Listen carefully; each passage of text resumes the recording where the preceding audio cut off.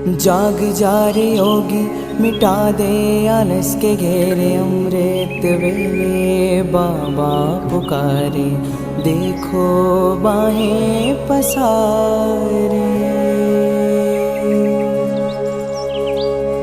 बाबा प्यार तुम्हारा अमृत वेले उठाता, मोहिनी रात में मुझे जगाता।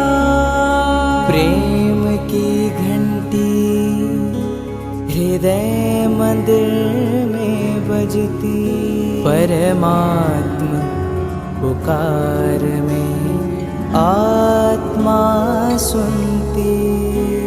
नींद पर होती योग की विजय, माया के होते सहज पराजय। आराम नहीं मिलन चाहती, बाबा संग आत्मा खिल जाती।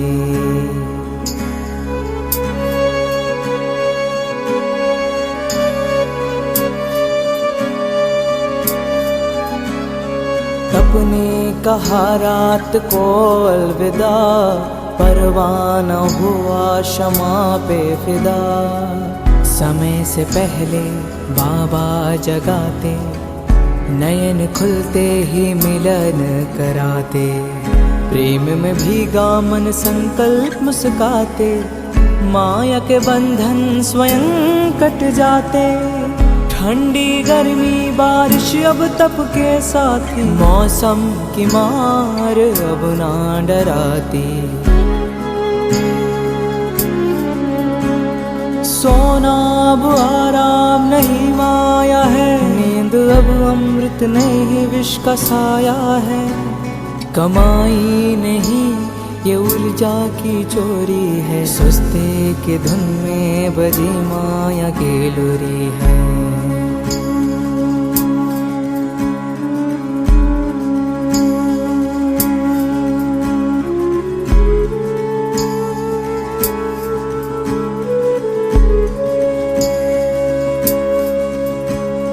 आराम की चाह वो रूह की लाचारी है, तप की राह में मन की हेरा फेरी है। जागृत में विश्व कल्याण का सूत्र हूँ, ब्रह्म मुहूर्त का प्रहरी मैं शिव पुत्र हूँ।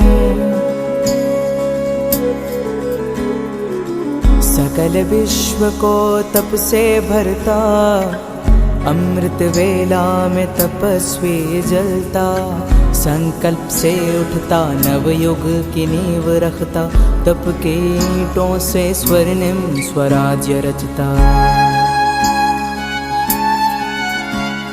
नींद की घड़ी अब बीत चुकी है, माया की छाया अब मिट चुकी है। वर्तमान में जलती है आत्मा की मशाल, मैं हूँ जागृत यही मेरा कमाल। बाबा की याद में स्वयं को गढ़ता, योग विनी से आलस को राख करता। मैं अब सो नहीं रहा मैं हो रहा हूँ, मैं अब खो नहीं रहा मैं जाग रहा हूँ। जाग जा रे योगी, मिटा दे आलस के घेरे। अमृत वेले बाबा पुकारे, देखो बाहें पसारे।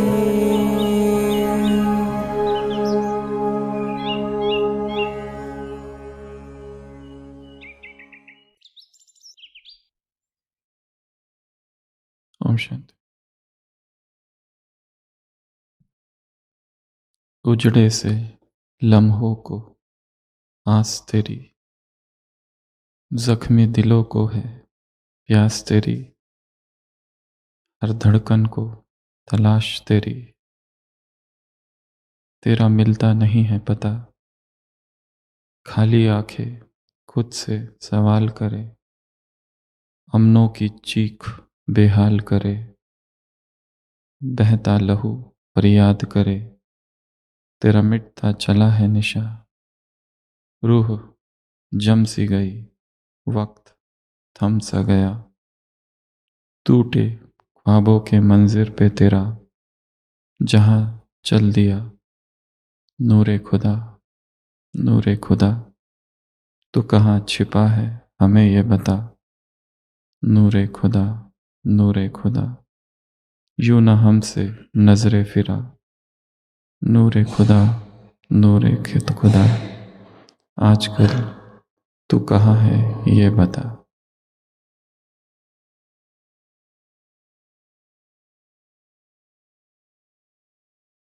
भगवान के साथ चलते चलते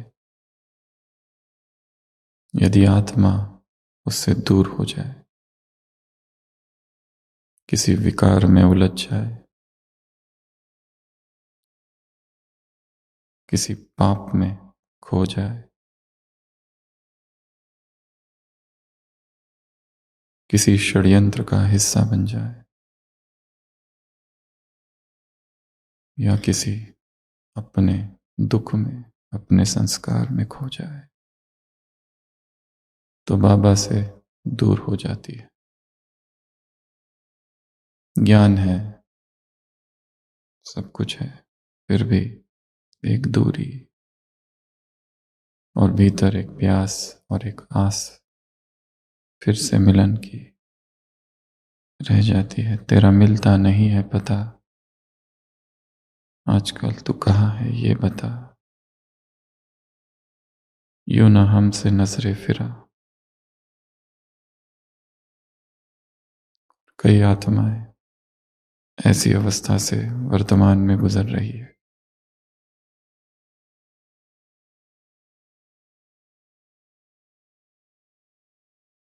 भीतर अशांति है, अमनों की चीख बेहाल करे, खाली आंखें खुद से सवाल करे। खालीपन खतरनाक है। अभी अभी मुरली सुनी होली की, क्या कहा बाबा ने? यदि वासनाओं को निकाल दिया, विकारों को निकाल दिया, यदि अंधकार को निकाल दिया और प्रकाश को न भरा, तो दमन होगा।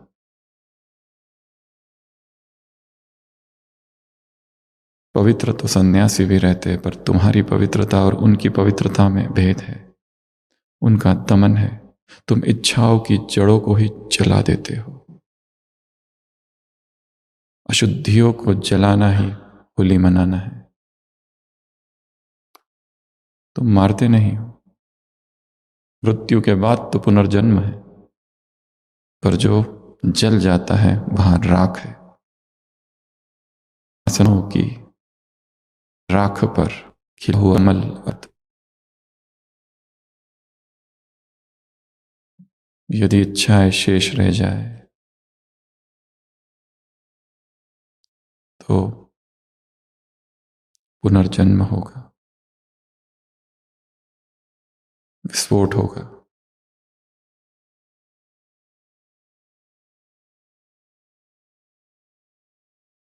होली अर्थात रंग नहीं, जीवन का ढंग। हर पल, हर श्वास उमंग हो, उत्साह हो, तभी जीवन उत्सव बनेगा। श्वासोश्वास जीवन उमंग से भरा हो, स्फूर्ति से भरा हो। और जहां उदासी आ गई और जहां बाबा से दूरी हो गई, वहां उलझन होगी, कंफ्यूजन होगा, अपने ही करियर के कंफ्यूजन में खोए हुए, अपने ही संस्कारों के इंद्रजाल में खोए हुए धीरे धीरे बाबा से दूर दूर दूर दूर, इतना दूर हो जाते हैं कि उनके लिए बाबा केवल सामने है, भीतर नहीं। ऐसे 3 प्रकार के बच्चे आज बाबा ने बताए हैं। पहले वो जो समान है, दूसरे वो जिनके लिए बाबा सामने है, उनके पास संकल्प है,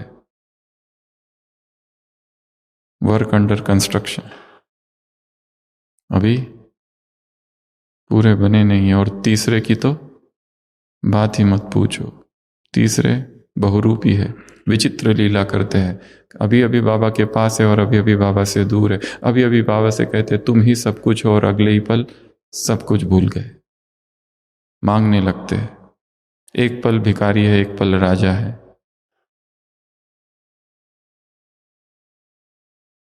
हम किस कैटेगरी में?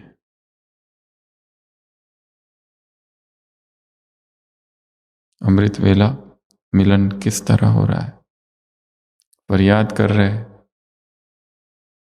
मांग रहे हैं। केवल शांति नहीं, अभी अभी मुरली में सुना होली की स्मृति, अर्थात केवल शांत स्वरूप हो जाना नहीं। शांति आ गई तो नींद आ जाएगी। यहां तो जीवन में आनंद भर जाए, जीवन नृत्य बन जाए। प्रतिपल एक सजगता, एक आनंद की स्थिति। भीतर कोई दुख नहीं, कोई गम नहीं, कोई दर्द नहीं, कोई पश्चाताप नहीं, क्योंकि जीवन प्यूरिटी में चल रहा है। जहां पवित्रता है वहीं दुख है, संताप है, पश्चाताप है, पीड़ा है, बेचैनी है।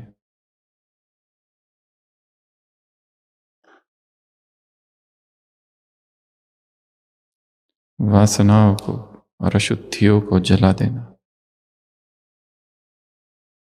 यही होली है। और हर दिन होली है। तो ये 3 प्रकार के बच्चे बाबा ने बताए। एक प्रश्न है सबसे। एक टोकरी है जिसमें 20 आम रखे। एक टोकरी है और जिसमें 20 आम रखे हैं और 20 बच्चे हैं।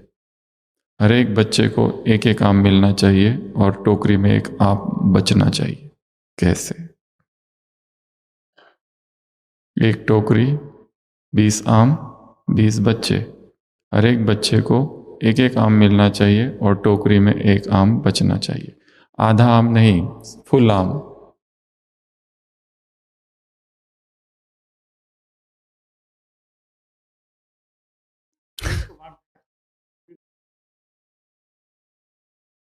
उत्तर सही है।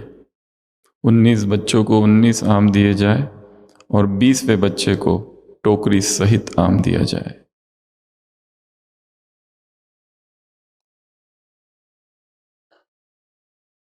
जो 20वां बच्चा है वो फर्स्ट कैटेगरी है।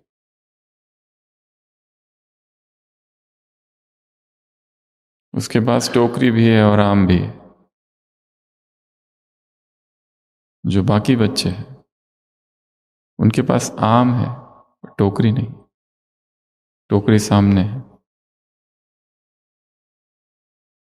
वो टोकरी पाना चाहते हैं, स्रोत से जुड़ना चाहते हैं, पर जुड़ नहीं रहे हैं। बाप सामने है, समान होने का संकल्प उनके पास है।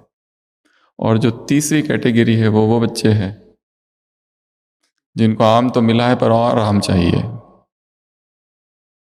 और टोकरी कहाँ है उसकी कोई खबर नहीं, और टोकरी से कनेक्शन ही टूट गया है। पर आम की बहुत लालसा है कि एक आम से नहीं होगा, वो मांगते ही रहते। अभी अभी बच्चा, अभी अभी मांगने वाले, ऐसी विचित्र लीला करने वाले बच्चे, ये थर्ड कैटेगरी है जिनकी तो बात ही मत पूछो। तो हम कौन है?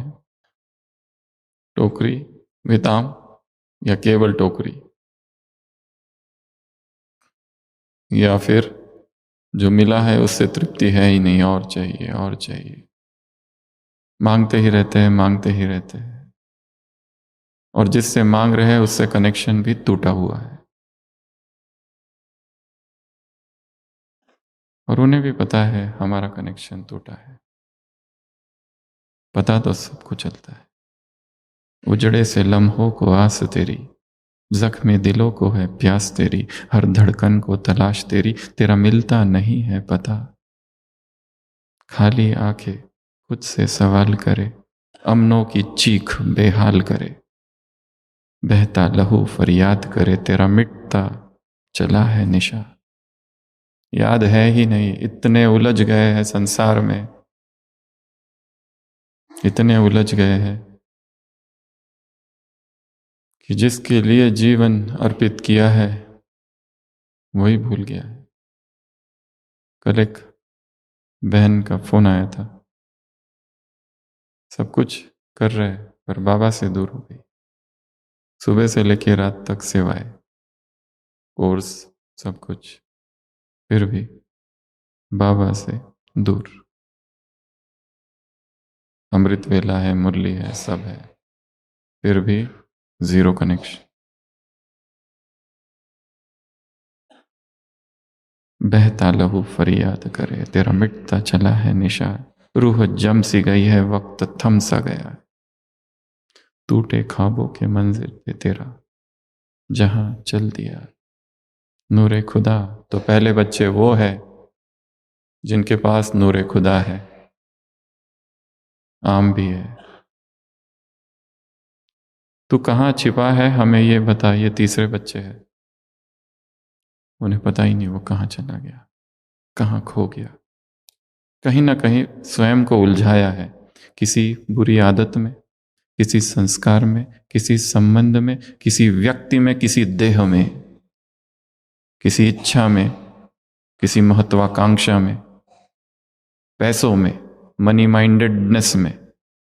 हर चीज में पैसा पैसा पैसा ही दिखाई देता है बस। पूरा जीवन पैसों के ही इर्द गिर्द घूम रहा है। प्राइस टैक्स,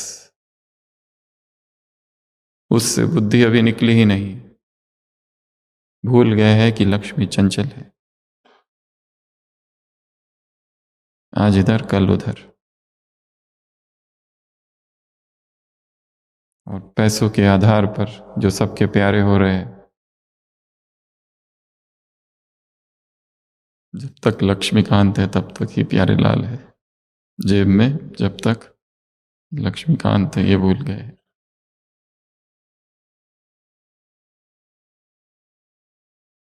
जीवन के लक्ष्य से ही भटक गए। हम उनकी बात नहीं कर रहे जो ज्ञान में नहीं है, हम उनकी बात कर रहे जो ज्ञान में है। हम उनकी बात कर रहे हैं जो दूसरों को सुबह से रात तक जीवन जीने की कला सिखाते हैं। हम उनकी बात कर रहे हैं जो क्लास कराते हैं, भट्टियां कराते हैं, और जो तीव्र पुरुषार्थी है।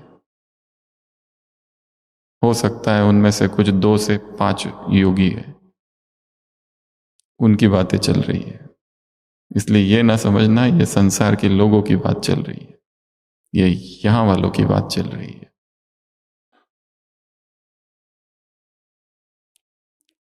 हो सकता है इस सभा में हो और वो मैं ही हूं।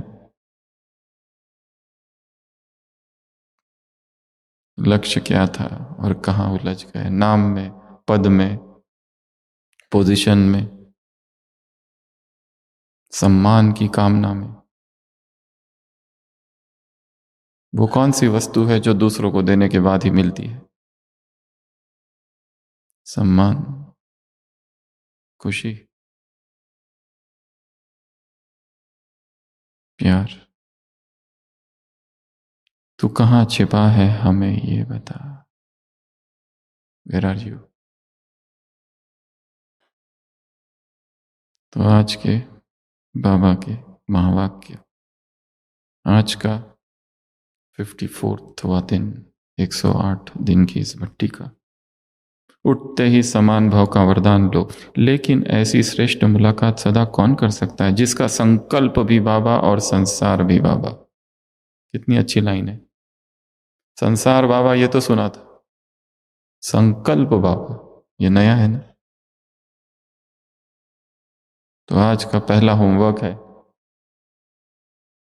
श्वास लेना और श्वास छोड़ना। श्वास लेते समय मैं बाबा का, श्वास छोड़ते समय बाबा मेरा। आंखें बंद।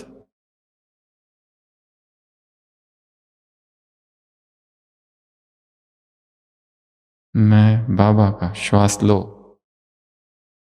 श्वास छोड़ो, बाबा मेरा।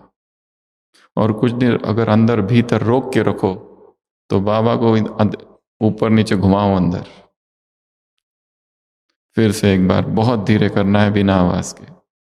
धीरे धीरे श्वास लेना है 10 सेकंड तक, अंदर रोक के रखना है 10 सेकंड, छोड़ना है 10 सेकंड, और उसके साथ में संकल्प जोड़ेंगे, मैं बाबा का, और छोड़ते समय बाबा मेरा। स्टार्ट।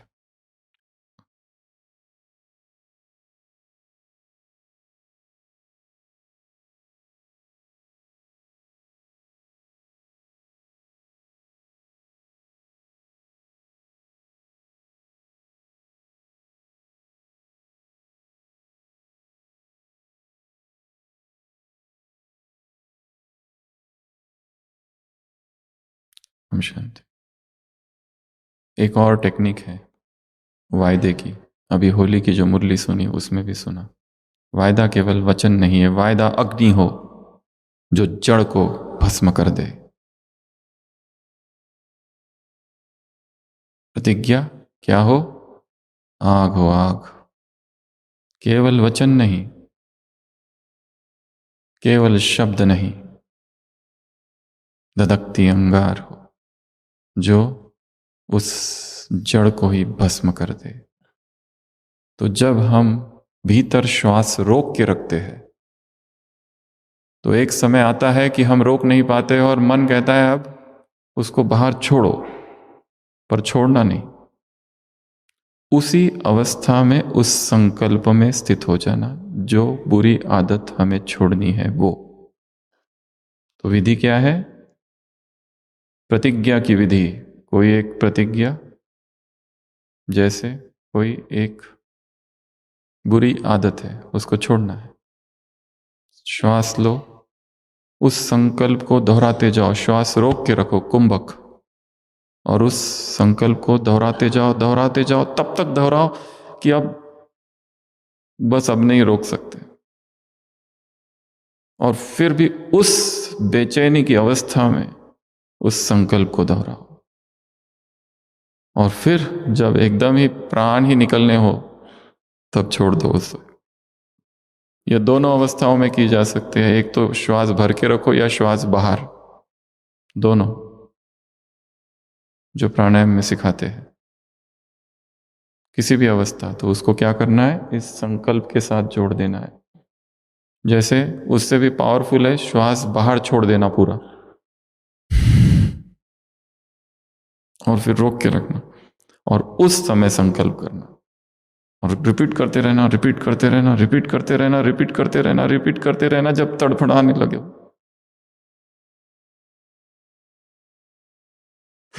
तब उसको छोड़ना।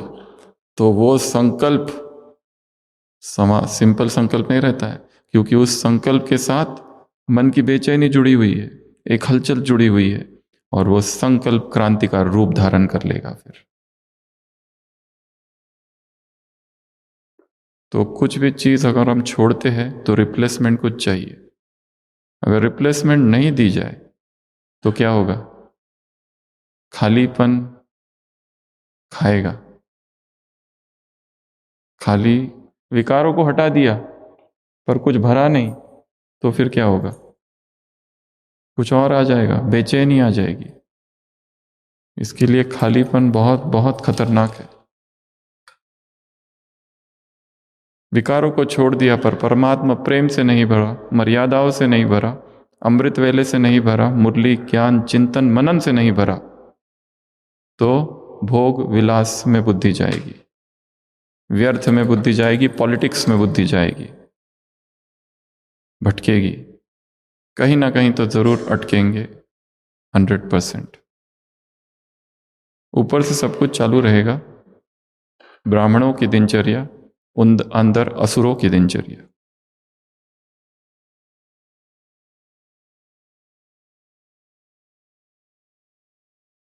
छोड़ने के लिए क्या चाहिए? संकल्प चाहिए, शक्तिशाली संकल्प। कल एक कुमार आया था अपने पिताजी को लेके, उनकी उम्र है 75।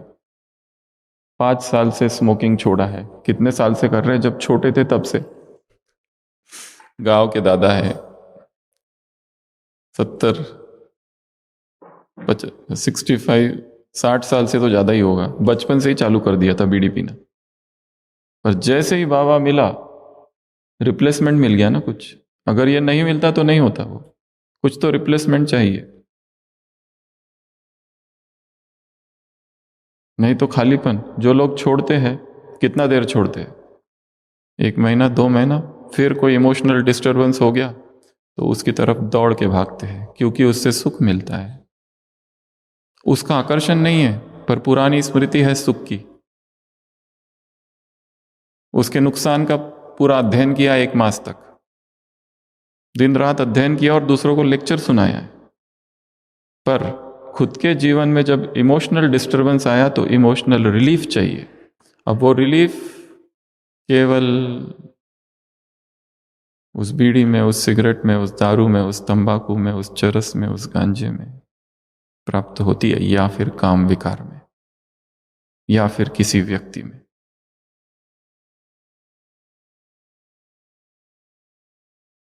इसलिए क्या कहा? होली अर्थात मृत्यु नहीं, जलाना। मृत्यु मरने वाला तो फिर जन्म लेगा, इसके लिए क्या करो? जला दो।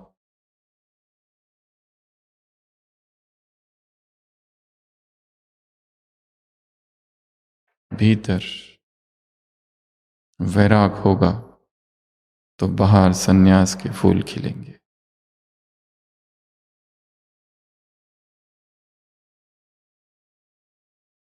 तो आज 3 सूत्र है। ये हो गया क्या पढ़ के? नहीं ना, आधा ही हो गया।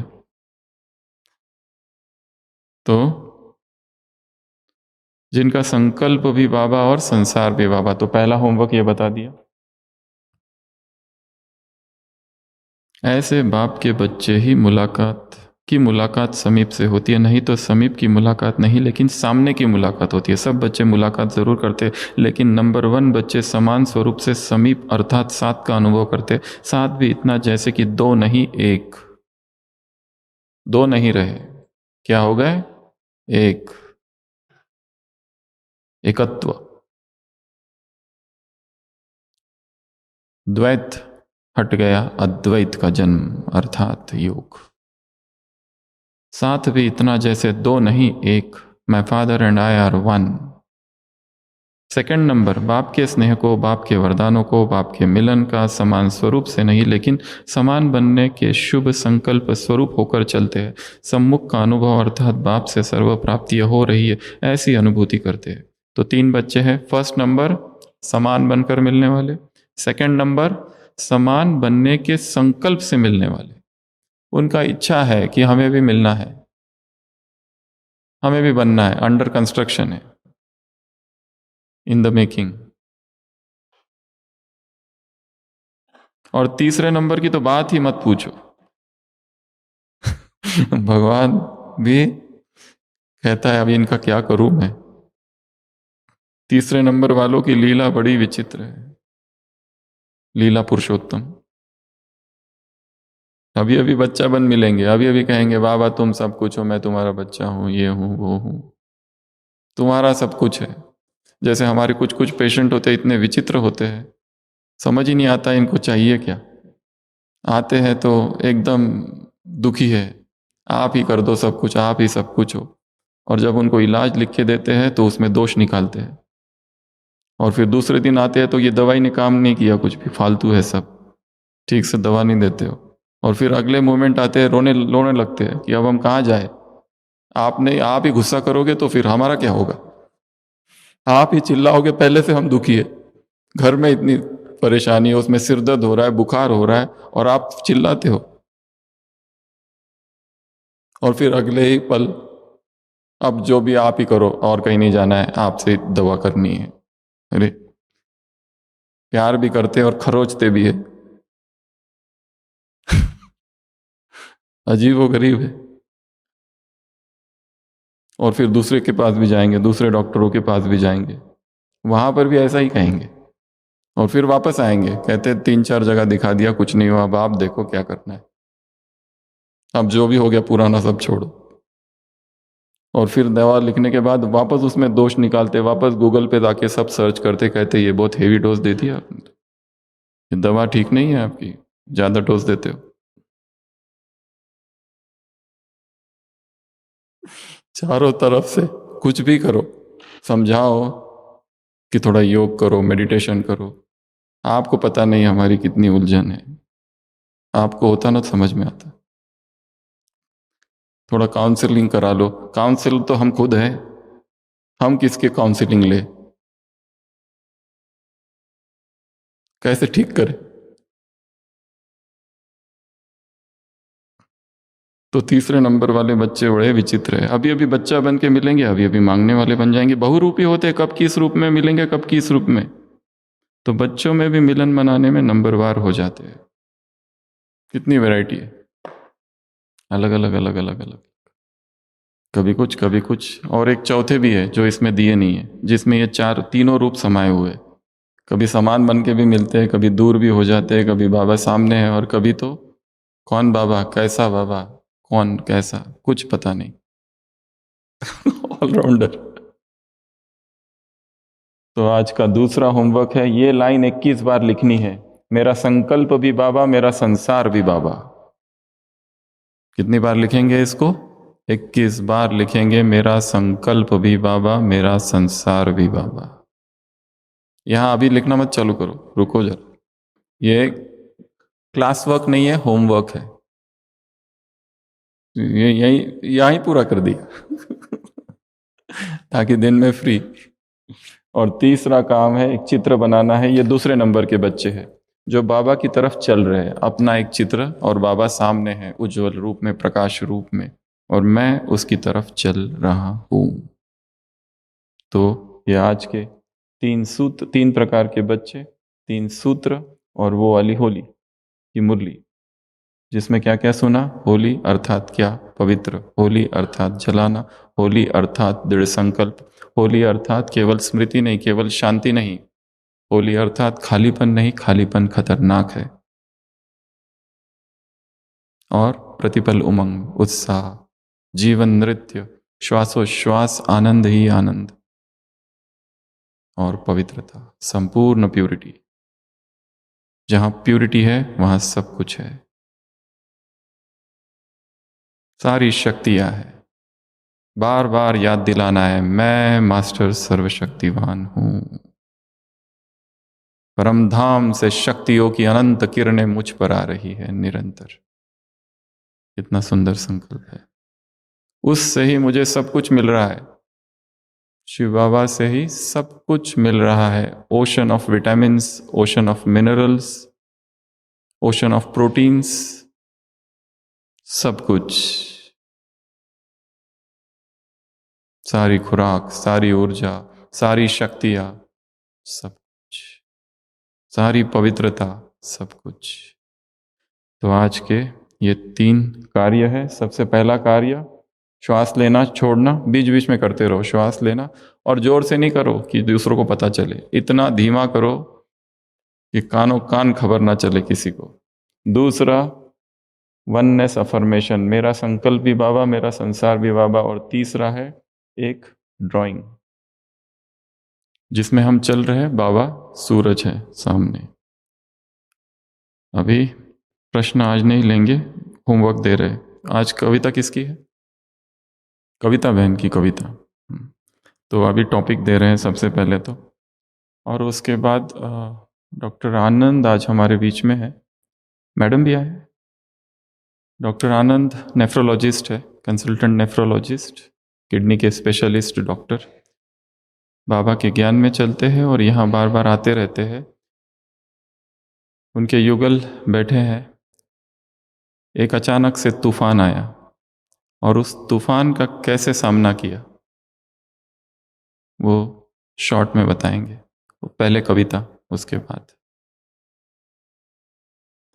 तो आगे की कविताएं दे रहे हैं। कल की सुशील भाई के लिए, कल भी दिया है किसी को? अच्छा, दी हुई है कि हाँ, कितने लोगों को दिया है?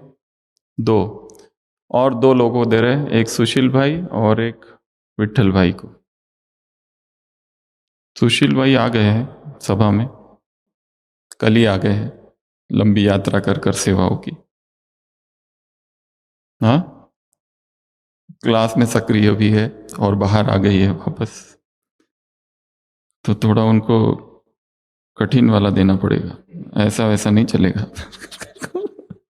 थोड़ा टफ होना चाहिए। तो आपकी कविता का टॉपिक है निर्लेप नीरवता। नीरवता, निर्लेप नीरवता। और विट्ठल भाई रूपहीन रमन। रूपहीन रमन। अभी हम कविता सुनेंगे। कौन सी कविता का टॉपिक क्या है? मंच की मोहकता।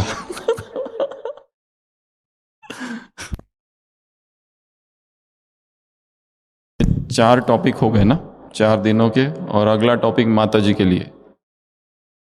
नहीं, नया देंगे। एक बाबा, एक मुरली, एक मधुबन।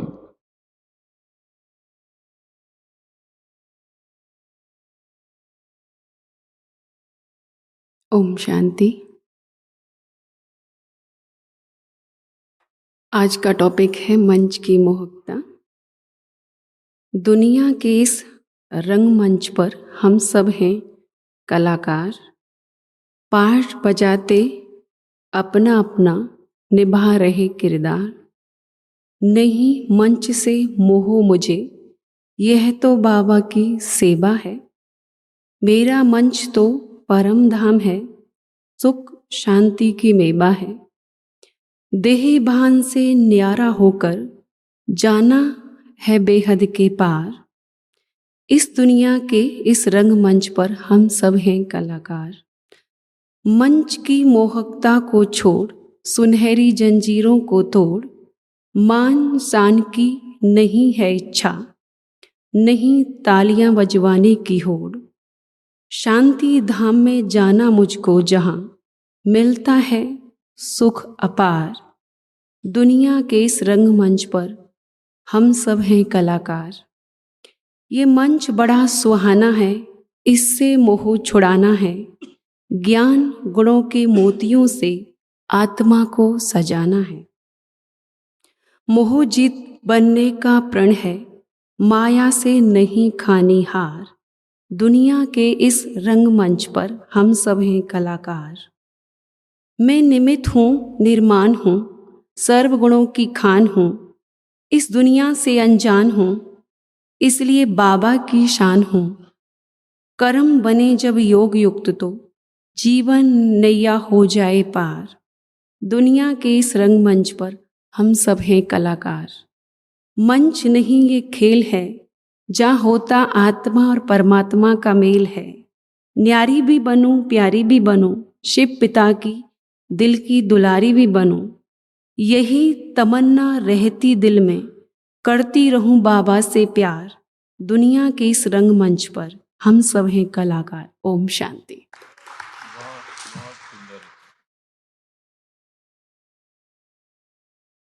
सिंपल शब्द है और बहुत बहुत प्रभावशाली सिंपल रचना। Thank you. ओम शांति। डॉक्टर आनंद 1 मिनट के लिए। मैडम किधर है? हाँ, इधर।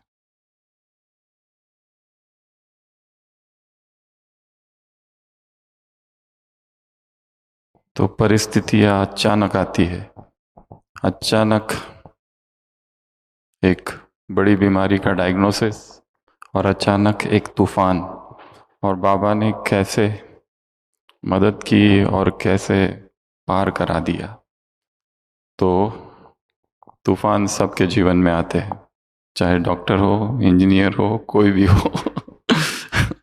तो हम अनुरोध करेंगे कि अपना एक शॉर्ट में अनुभव सुनाए। पहले आनंद भाई। ओम शांति।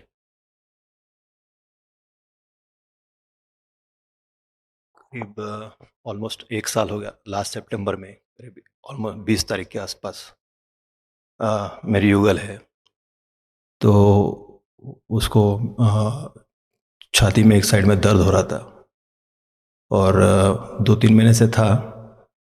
फिर कुछ पेट में दर्द, डायरिया काफ़ी हो रहा था। सब इन्वेस्टिगेट किया, कुछ मिला नहीं।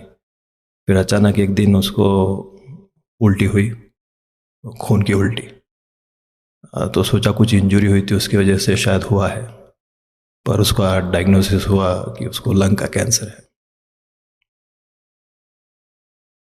जनरली कोई कैंसर सुनते ही एक मन में हलचल, बेचैनी, एक दुख का असर, एक भय कि अभी मैं कितने दिन रहूंगी या कितने दिन रहूंगा नहीं रहूंगा, रहूंगी या नहीं रहूंगी। बट एज ए डॉक्टर तो है ही, आपको पता रहता है कि ये बीमारी क्या है, किस हद तक ये बढ़ सकती है, इसके क्या क्या कॉम्प्लिकेशंस होते हैं, और हम लोग रूटीनली पेशेंट्स इसे देखते रहते हैं।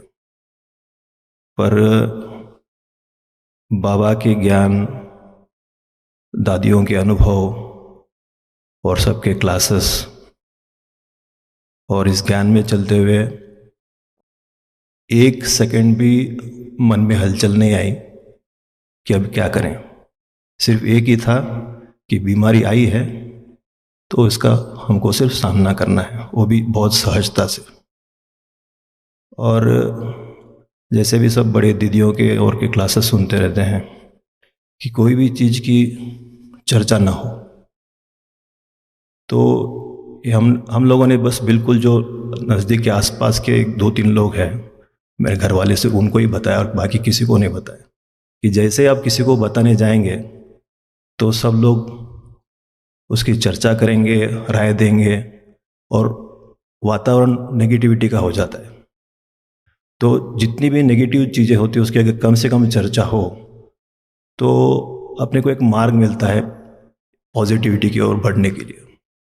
तो उसी हिसाब से हम लोग चले और रास्ते मिलते गए और ट्रीटमेंट हो गया, और ऑलमोस्ट अभी 99% क्लियर है। और एक दिन भी ना तो ये हलचल में आई ना मैं हलचल में आया, और डेली रूटीन में कोई भी फर्क नहीं पड़ा। और हम लोग आते रहे, पहला कीमो होते ही पहले बाबा के पास ही आए, और हर बार आते हैं। पिछले 1 साल में 6वीं टूर है हमारी, और इसका ट्रीटमेंट चालू है। ओम शांति।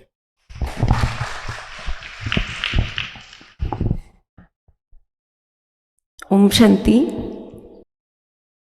जब डायग्नोसिस हुआ तो कुछ लगा नहीं कि वे, और बस एक ही थॉट था कि ये शरीर के डॉक्टर को ना उनको पूछा कि कौन सी स्टेज है, क्या चल रहा है, और ना ही रिपोर्ट में ज़्यादा इन्वॉल्व रही, और ना ही बाबा को पूछा कि क्यों, क्या, कैसे।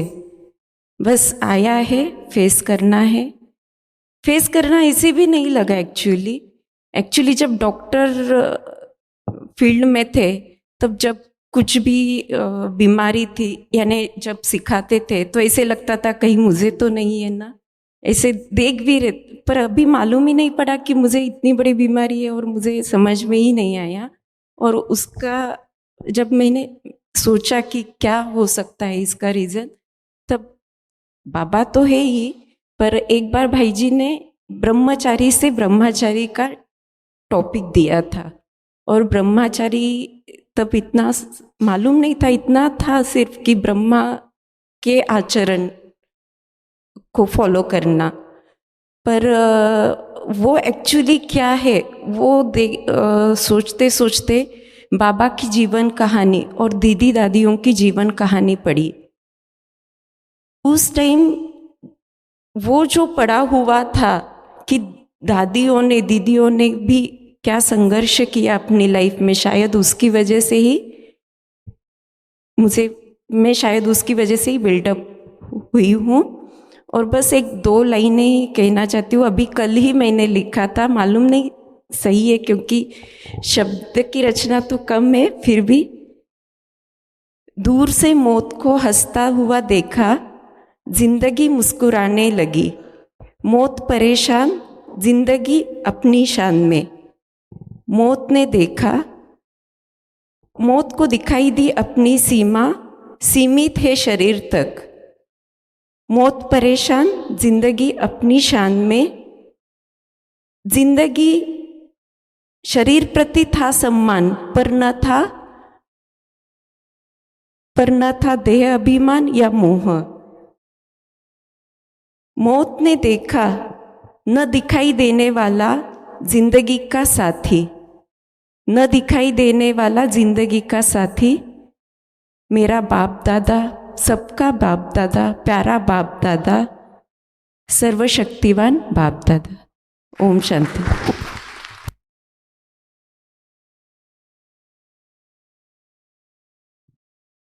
कई सालों से हम देख रहे हैं, दोनों ही बाबा के घर में आते रहते हैं, और जब भी आते हैं तो कोई दिखावा नहीं, बिल्कुल शांत, पूरा अपना योग युक्त। और मैडम का तो बहुत ही ज़्यादा है, इनसे भी ज़्यादा है।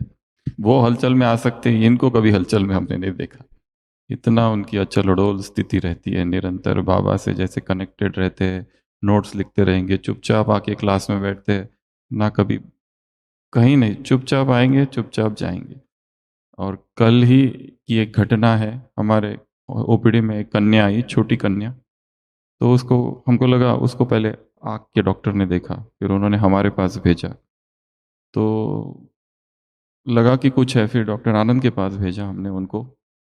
तो वो जो कन्या है, उसके रिपोर्ट्स इतने खराब आए कि अभी उसको शायद डायलिसिस लगेगा।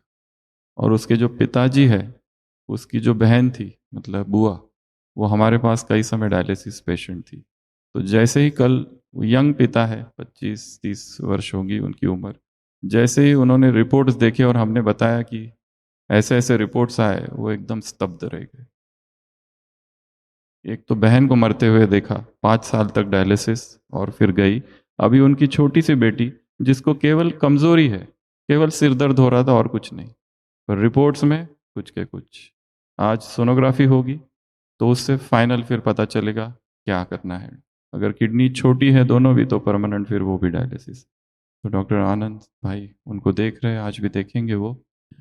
तो जीवन अनित्यता अनिश्चितता से भरा हुआ है। अचानक कुछ भी आ जाए, हमें तैयार रहना। जैसे कौन सोच सकता था कि डॉक्टर है, चलते फिरते हैं, और अचानक कैंसर। उस समय सारे रिपोर्ट्स आनंद भाई ने हमको भेजे थे, हम लोग सोच रहे थे क्या हो सकता है, क्या हो सकता है। और जब रिपोर्ट आया तो इतना शॉकिंग था कि ये कैसे हो गया।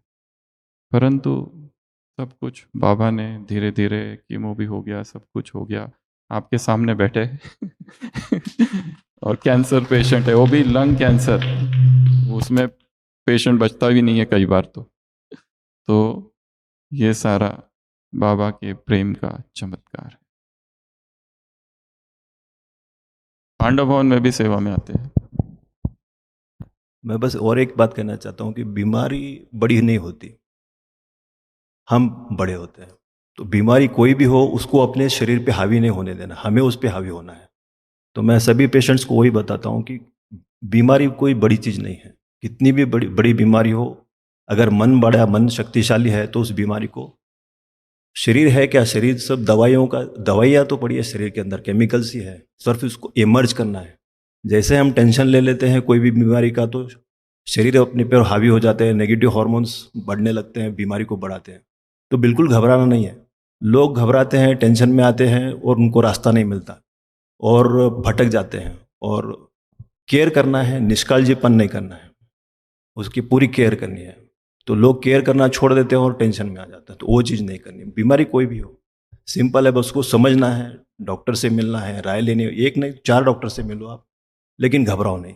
यही बात कहनी थी मेरे को। ओम शांति।